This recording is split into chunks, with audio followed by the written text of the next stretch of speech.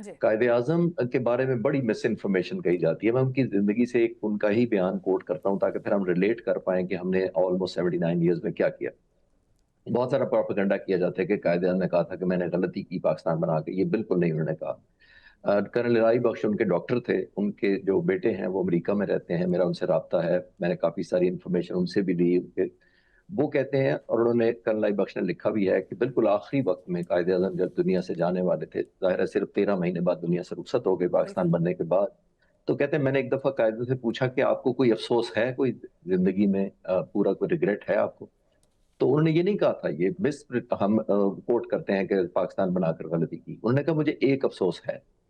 एक अफ़सोस ये है कि मैंने पाकिस्तान तो बना दिया कि लेकिन अल्लाह ताला ने मुझे इतनी मोहलत नहीं दी कि जिन लोगों के लिए बनाया था, गुरबा के लिए, गरीबों के लिए, उनके लिए मैं कुछ कर सका। ये नहीं मैं कर सका, मुझे इसका अफ़सोस है। चले कायदे-आज़म को तो इतना अफ़सोस था और वो चले गए। लीडर ये वो सेल्फलेस था जो जनरल सबरेज़ भी कह रहे थे कि सेल्फ सीकिंग के लिए सारा कुछ हो गया।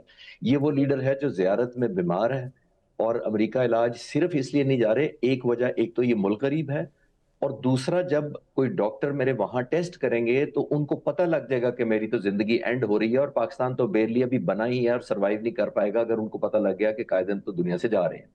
इस वजह से वो किसी बाहर के डॉक्टर को आने भी नहीं दिया उन्होंने हुँ। इलाज के लिए। हालाँकि आ तो सकता था, एक डॉक्टर को बाहर से बुलाना तो इतना महँगा काम नहीं है। हम कोई नॉर्मल बात तो नहीं कि फाउंडर ऑफ पाकिस्तान की बात कर रहे हैं। लेकिन उन्होंने कहा कि नहीं बाहर से भी आएगा तो पता लग जाएगा कि मेरी बीमारी की नोयत इतनी सीरियस है। आप डिवोशन देखें लीडर की, सेल्फलेसनेस देखें लीडर की, कि मैं जाता हूँ तो कोई बात नहीं, लेकिन मुल्क का भला होना चाहिए।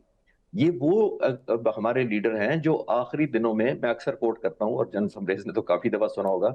मैं अक्सर कोट करता हूँ कि आखिरी दिनों में ज़ियारत में बीमार थे, निढाल रहते थे सारा-सारा दिन। हुँ। एक दिन थोड़े फ्रेश हुए तो एडीसी को बुलाया और कहते हैं कि मेरा सिगार का बिल लेकर आओ।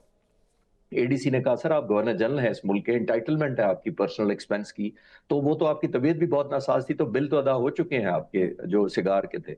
तो कहते हैं सारे बिल लेकर आओ। सारे बिल मँगाए गए, अपनी पर्सनल चेक बुक से वो सिगार के बिल अदा किए और एडीसी को कहते हैं कि सिगार पीना बुरी आदत है और मेरी कौम मेरी बुरी आदतों का खर्चा क्यों उठाए? बिल्कुल। ये स्टैंडर्ड हमारे लीडर ने सेट किया था और वो लीडर जिसने पाकिस्तान बनाया था, उनका तो सबसे ज़्यादा हक था। बिल्कुल। तो आया हम ये वाला जो स्टैंडर्ड कहीं कैरी ऑन कर सके? हुँ। अब मैं सिर्फ़ इसलिए हाइलाइट कर रहा हूँ आज कौम को बता रहा हूँ कि ये मैं किसी पैगंबरों की और वली और नबियों की बात नहीं कर रहा। मैं 78-80 साल पहले हमारे ही दरमियान एक एक बैरिस्टर की बात कर रहा हूँ, जो हम जैसा इंसान था, उसने वो स्टैंडर्ड सेट।